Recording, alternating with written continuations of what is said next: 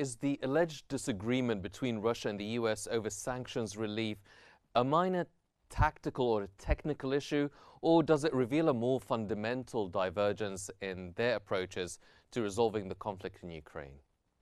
Well, indeed, it's a very good question because during the time of this conflict, more than 3 years, Russia is under the heavy sanctions pressure, economic pressure, and the Russia economy is very resistant. And by the end, so now we're top four world economies for GDP, for many different elements of these statistics.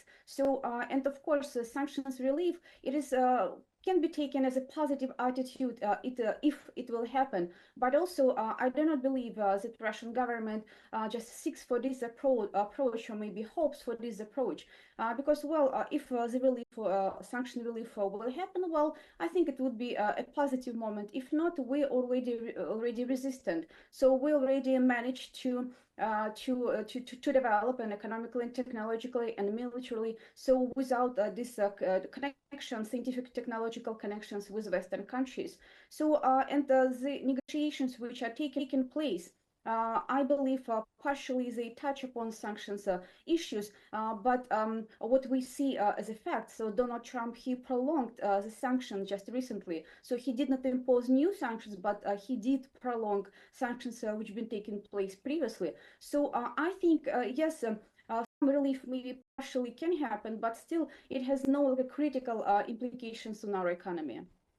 Mr. Milnik, what alternatives does Ukraine really have to resist both the US economic dominance and Russia? This war is a war of necessity for Ukraine. This is not the war of chance, unlike for the Russian Federation, because Russia, President Putin can stop this war. I mean, not the war as such, because he is not in the full control of the current conflict, but at least he can order his troops to leave Ukrainian territory, and then we can enter another stage of negotiations, peace negotiations. But for Ukraine, as you said, we have very limited choices. Either we accept demands from two sides, from the Kremlin and from the White House, and surrender, or we keep fighting. And up until now, I think that Ukrainian government and Ukrainian society are not ready to make such a decision. So we are eager for peace, but not for peace at any price. Ms. Krasnyak, what is the significance of the European Union's decision to uphold sanctions on Russia in the context of Putin's actions? Well, European position, or the position of European Union, I think it's very specific. It's very peculiar because in the recent decades after World War II, Europe somehow gave up its military protection for the sake of American protection. And in this case, an ability of European countries to make some strategic decisions is also limited because American influence is huge, and it became huge in last decades, 70 or almost 80 years. So, and in this case, whatever European countries they see, they have a lot of limitations, and for the foremost would be economic limitations. In all these political narratives, or maybe all this rhetoric, political rhetoric, which comes from European countries, we should acknowledge it has no substantial ground because European capacity is kind of limited, and they put themselves in a very limited position, being dependent strategically on the United States. Of course, we're looking carefully so what Europeans say, but we need to look what they're doing actually. And the doers, they kind of, maybe they do not follow all this political rhetoric. Mr. Milnik, how does the expanded European support for Ukraine alter the balance of power in the conflict? How hopeful is Ukraine of the European support?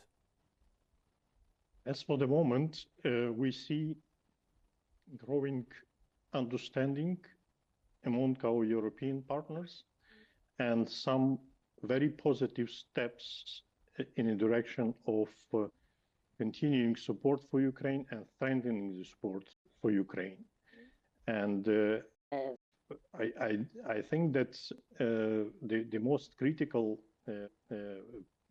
actually question regarding American support is not the percentage of military assistance provided to Ukraine, but some items like air defense systems, Patriot air defense system, that in case if the United States of America decide to block providing Ukraine with anti-rocket systems, then most of the damage would be done to the troops on the front line, but on the civilian cities.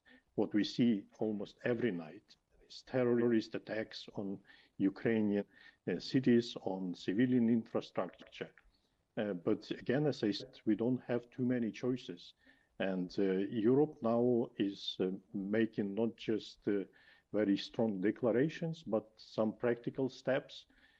And what I would agree with our Moscow guest, that Europe was not preparing for war with Russia, which actually against the Russian propaganda that saw Ukraine as a military threat, Europe as a military threat, that now they acknowledge that Europe was not preparing for the war, but they actually made Europe to militarize themselves, Ukraine to militarize themselves, and only the matter of time and political will that one day we will be fully ready to deter Russian aggression. But again, this is the matter of time and matter of resources.